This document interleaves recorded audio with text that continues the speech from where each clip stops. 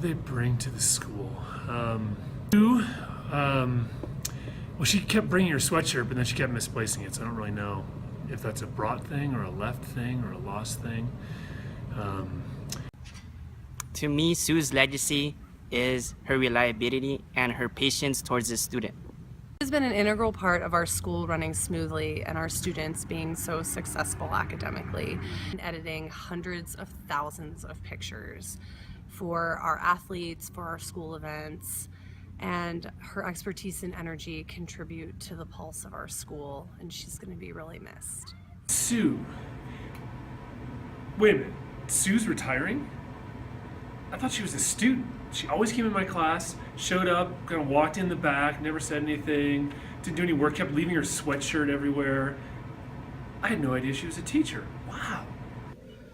She has impacted my life in high school and also outside of high school. She is the type of person who helps push you towards your goals. She takes her own time and puts it aside to help you. So I thank Sue for all that you have done for me. I'll be visiting you, and I can guarantee there will be a rumbling engine outside your door. Man, that's crazy. I shouldn't have made her do all those essays. She also helps me personally. She gave me work during the summer, and I guess I couldn't ask for a better teacher. I guess here, she's really cool.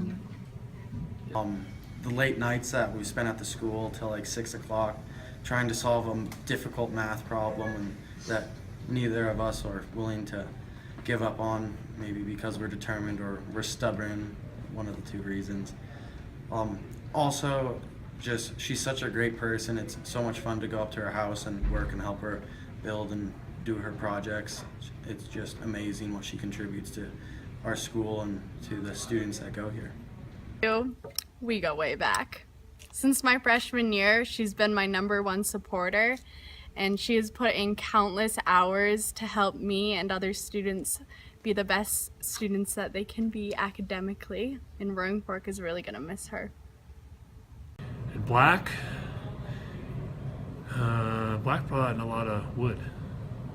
I'm highly suspicious that you're doing this just so you can get another personalized rocking chair and some more cake.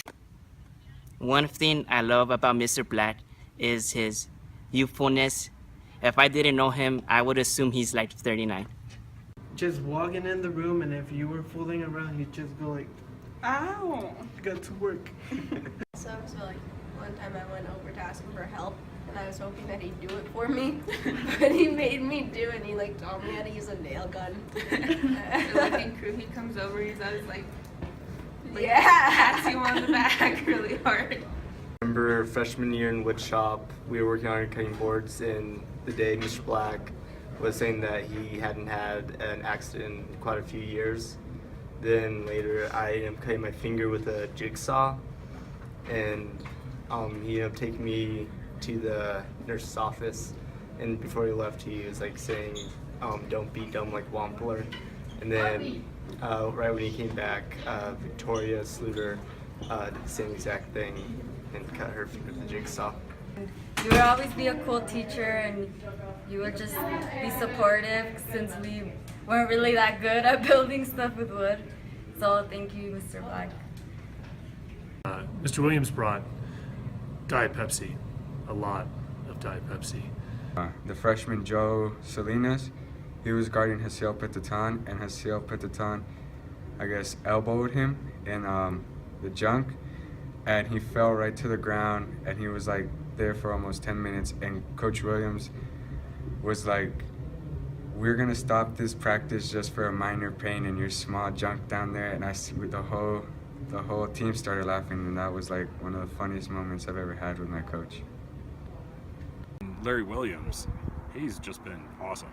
He's got a good nature, and again, he's patient and really, really cares about what he teaches and cares about the kids and cares about the kids' integrity as well. It was really encouraging with, psychology and photography especially. The way that expanded the way I approach art has been incredible. The stuff that you were able to teach me just about training my eye as an artist in that photography course has been really impactful. So thanks for that. Motivates you, and he makes you believe in yourself when you don't. I had failed almost every single one of his tests, and he spent 2 hours with me studying because he was determined to pass me so I wouldn't fail his class. So thank you. He brings you more into the real world because he doesn't like baby you. He tells you this is what needs to be done, this is the time. He gives you the standards, and that's pretty much it. And I kind of like that because that's like how the real world is, and that's how he revolves. And You're an awesome teacher, Williams. Williams brought like his charisma. He taught us as if he was a parent in a way. Like you didn't feel like you were in a classroom with Williams. Miss French, I've heard something. You know, I've never seen her actually in the time that I've been here. She teaches French, right? All right, my favorite memory with Miss French. If we're going shallow, I'm probably going to say the flame test lab because there's something phenomenal about seeing bright green fire. That's incredible. Character is Miss French in Hogwarts.